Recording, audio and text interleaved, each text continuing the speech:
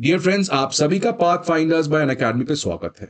आप सभी को पता होगा पिछले कई महीनों से, इनफैक्ट कई सालों से, एक जगह जो बहुत कॉम्प्लेक्स या वॉलेटाइल या अनसर्टेन है दुनिया में, वो है साउथ एशिया। कंट्री के बाद कंट्री कोलैप्स हो रहे हैं, कहीं सिविल वॉर हो रहा है, कहीं इकोनॉमी क्राइसिस आ जा रहा है, कहीं पे लीडर्स को छोड़ के भाग जाना पड़ रहा है। तो साउथ एशिया में एक तरीके से बहुत ही गंभीर सिचुएशन बना हुआ है। इसी सिचुएशन को एनालाइज किया है दो बहुत ही प्रमुख फॉरेन पॉलिसी स्कॉलर ने। एक तरफ सुहासनी हैदर ने हिंदू में लिखा है कि इंडिया के डिप्लोमेट्स किस तरीके से बांग्लादेश में फेल हो गए, क्योंकि हम ये प्रेडिक्ट नहीं कर पाए कि बांग्लादेश में क्या हो सकता है। तो सुहासनी हैदर ने बांग्लादेश क्राइसिस के थ्रू एनालाइज किया है कि how did Indian diplomacy fail. TS Tirumurti वो भी द हिंदू में लिखते हैं, और वो रिटायर्ड आईएफएस ऑफिसर हैं, और उनका कहना है कि 2008 से 10 के बीच में साउथ एशिया के लिए बहुत इंपॉर्टेंट वो 2 साल था, बिकॉज उन 2 साल में साउथ एशिया के तमाम कंट्रीज में डेमोक्रेसी और free and fair election, multi party democracy को एस्टैब्लिश किया गया था। लेकिन पैंडेमिक के बाद से कॉन्स्टेंटली जो भी कंट्री डेमोक्रेसी की तरफ शिफ्ट हुए थे, आज उन सारे कंट्रीज में डेमोक्रेटिक बैकस्लाइडिंग या डेमोक्रेसी घटा है। तो ये दो बहुत ही इंपॉर्टेंट एनालिसिस है साउथ एशिया की जियोपॉलिटिक्स के बारे में, जिसको आज के हम लोग इस शॉर्ट बट क्रिस्प सेशन में समझने का कोशिश करेंगे।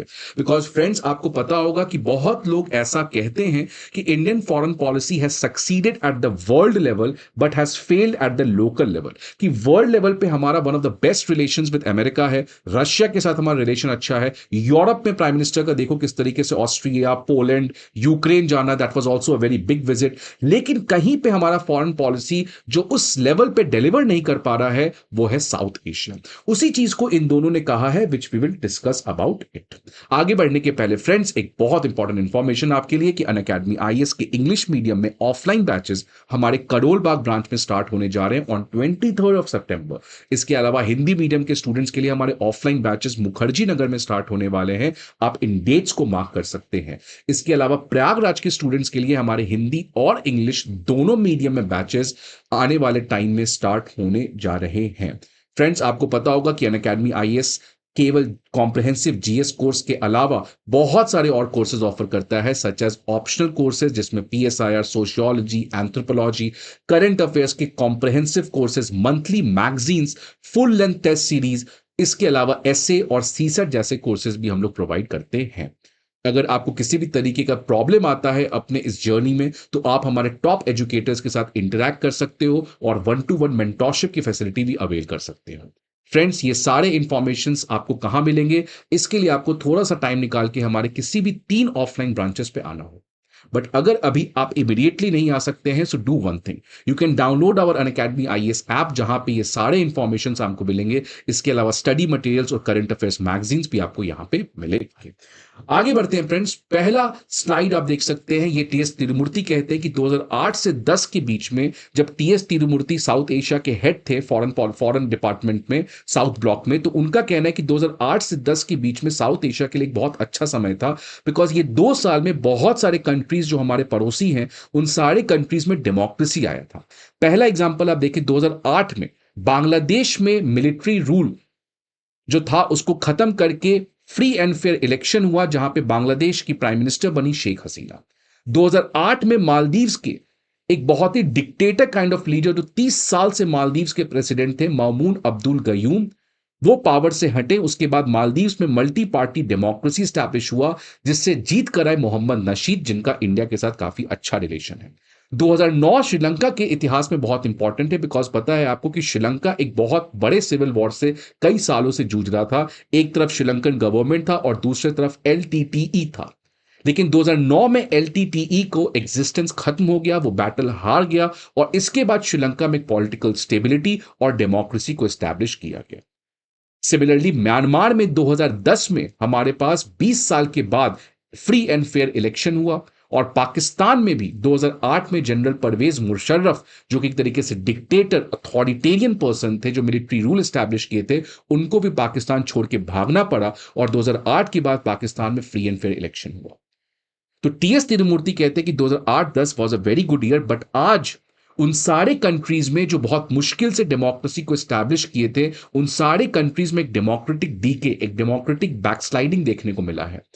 आप देख सकते हैं इस क्रोनोलॉजी में 2021 में म्यांमार में मिलिट्री coup हुआ, 2021 में तालिबान अफगानिस्तान का टेक ओवर किया, 2022 में इमरान खान को पाकिस्तान से प्राइम मिनिस्टर की पोस्ट से हटा दिया गया, 2022 में श्रीलंका में इकोनॉमिक क्राइसिस हुआ जिसकी वजह से वहां के जो प्रेसिडेंट थे गोटाबाया राजपक्सा उनको श्रीलंका छोड़ के भागना पड़ा, 2023 में एंटी इंडिया कैंपेन चला के मुइजू पावर में आए और आज वही मालदीव्स में डेमोक्रेसी खतरे में है बिकॉज मुइजू की इकोनॉमी और पॉलिटिक्स बहुत ज्यादा अनस्टेबल हो चुकी है। 2024 में रिसेंटली नेपाल में केपी शर्मा ओली पावर में आए जिनका इंडिया के साथ रिलेशन अच्छा नहीं है और नेपाल में आपको पता है कि हर 5-6 महीने पे सरकार बदलती रहती है विच मींस वहां पे डेमोक्रेसी अभी भी बहुत ज्यादा नेसेंट है, मैच्योर नहीं हुआ है। और 2024 के बांग्लादेश क्राइसिस के बारे में आपको तो पता होगा। तो जिस तरीके से आप देख सकते हैं डेमोक्रेटिक बैकस्लाइडिंग पूरे साउथ एशिया में हुआ है उसमें एक कंट्री एक्सेप्शन है विच इज इंडिया। इसीलिए बहुत सारे वेस्टर्न स्कॉलर्स कहते हैं कि India is the only island of liberalism, India is the only island of democracy outside the western countries. Because अगर आप वेस्ट छोड़ दें तो बाकी हर एक कंट्री में डिक्टेटरशिप, अथॉरिटेरियनशिप, मिलिट्री रूल ये सब है, लेकिन India still a flourishing democracy because of our constitution makers. अब ये क्राइसिस के बारे में बात करते हैं जो सबसे रीसेंट में देखने को मिला बांग्लादेश में, जिस तरीके से एक अचानक शेख हसीना को बांग्लादेश छोड़ के भागना पड़ा। ऐसा क्या हो गया, क्या इंडियन डिप्लोमेट्स की गलती थी, कहां इंडियन डिप्लोमेसी फेल हो गई कि हम एट द एंड इस चीज को प्रेडिक्ट नहीं कर पाए। इसी चीज को सुहासिनी हैदर ने कहा है कि we should learn 6 lesson, 6 lesson हमें सीखने की जरूरत है कि where Indian diplomats failed so that अगले टाइम हम लोग ये गलती को वापस से रिपीट नहीं करें। पहला लेसन उनका कहना है कि government can not be caught napping by event in its neighbourhood. भाई आपका एम्बेसी था, आपके इतने डिप्लोमेट्स हैं, इतने साल से शेख हसीना के अगेंस्ट एक माहौल बन रहा था, एक लोगों का गुस्सा था, एक लोगों का एंगर था। Why didn't the Indian diplomat suggested the south block in the ministry of external affairs that boss कुछ भी कभी भी किसी भी समय शेख हसीना के अगेंस्ट एक बहुत बड़ा मास प्रोटेस्ट आ सकता है, so India should be taking the right step. But हमारा क्या हुआ, आंख खुली और अचानक देखिए शेख हसीना भाग के इंडिया आ गई है। सो ये कहीं ना कहीं बताता है कि Indian diplomats fail to predict that what was going to happen in Bangladesh. Because ऐसा तो नहीं कि बांग्लादेश में केवल रिजर्वेशन के नाम पे लोग इतना भावुक हो गए, नहीं, पिछले कई सालों से बांग्लादेश के लोग परेशान थे और वो एक मुद्दा ढूंढ रहे थे और वो मुद्दा मिल गया और इस तरीके के प्रोटेस्ट आए। सेकेंड लेसन जो इंडियन डिप्लोमेट्स को साउथ एशिया में सीखना चाहिए कि we should not keep all the eggs in one basket. आपको पता होगा कि इंडियन डिप्लोमेसी का एक बहुत बड़ा क्रिटिसिज्म है कि we always try to favour one party. जिस तरीके से बांग्लादेश में हमने पूरा अपना फ्रेंडशिप शेख हसीना और अवामी लीग में लगा दिया, मालदीव्स में अपना सारा फोकस हम मालदीवियन डेमोक्रेटिक पार्टी में लगा देते हैं, नेपाल में हम नेपाली कांग्रेस पे लगा देते हैं। तो प्रॉब्लम क्या है कि जब हम एक पार्टी में इतना इन्वेस्ट करते हैं और दूसरे पार्टी को कंप्लीट बॉयकॉट कर देते हैं, तो यही दूसरा पार्टी जब पावर में आता है तो ये हमारे लिए प्रॉब्लम क्रिएट करता है। So rather than keeping all the eggs in basket, we should have a kind of a relationship with the main party as well as the opposition. अगर इंडिया का रिलेशन आज बांग्लादेश नेशनलिस्ट पार्टी के साथ थोड़ा stable होता या थोड़ा अच्छा होता तो चीजें हो सकती है कि अभी इंडिया के लिए काफी बेटर होती। So rather than going with appeasement of one special party, India should try to have dialogue with all the major political parties in that country. Third lesson which India should learn that India must never forget its friends. ये सुहासिनी कैदर कहती है कि south Asia एक ऐसा situation है जहां पर आज जो भाग के आता है कल वो वापस से पावर में आ जाता है। शेख हसीना का आपको पता है, जैसे खलीदा जिया जो बांग्लादेश में है, वो कई साल से जेल में है, आज वो जेल से निकल चुकी हैं और कल को वो हो सकता है बांग्लादेश की प्रेसिडेंट भी बन जाए। सिमिलरली मालदीव्स में इसी तरीके से चलता है, नेपाल में इसी तरीके से चलता है। आज केपी ओली पावर में आ गए, कल प्रचंडा साहब पावर में आ जाएंगे। सो इंडिया को हमेशा से यह ध्यान में रखना चाहिए कि जो अब आज भाग के गए हैं कल वो वापस से पावर में भी आ सकते हैं। सो इंडिया को उनको भूलना नहीं चाहिए। अगर शेख हसीना के समय इंडिया का रिलेशन अच्छा था तो शेख हसीना और उनके जितने भी मेजर ऑफिसर्स हैं जो इंडिया बांग्लादेश रिलेशंस को काफी स्ट्रेंथन किए थे, उनको हमें काफी ज्यादा अच्छे से रखना है। बिकॉज ये हो सकता है कि आने वाले टाइम में again Sheikh Hasina comes back to Bangladesh and she becomes the president. Because nothing is sure in the politics of South Asia. A friend becomes an enemy, a leader who is in exile, he comes back to power and again he becomes a leader.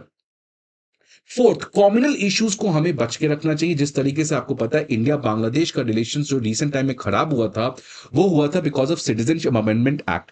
क्योंकि हमने इस कानून को कहा था कि जो minority community Bangladesh में टॉर्चर हो रहा है या उसका प्रोसिक्यूशन हो रहा है, वो इंडिया भाग के आया है, तो उनको हम फास्ट ट्रैक बेसिस पे सिटीजनशिप देंगे। लेकिन ये वहां के लोगों को पसंद नहीं आया। उनका कहना था कि ऐसा कोई होता नहीं है, इस तरीके के इंसिडेंट्स बांग्लादेश में नहीं है। इंडिया जानबूझकर इस तरीके से बांग्लादेश को बदनाम कर रहा है कि यहां के मुस्लिम्स अपने रिलीजियस माइनॉरिटी के लोगों को प्रोसिक्यूट कर रहे हैं। सो इंडियन डिप्लोमेट्स और India should not try to bring such kind of communal issues in the politics of South Asia.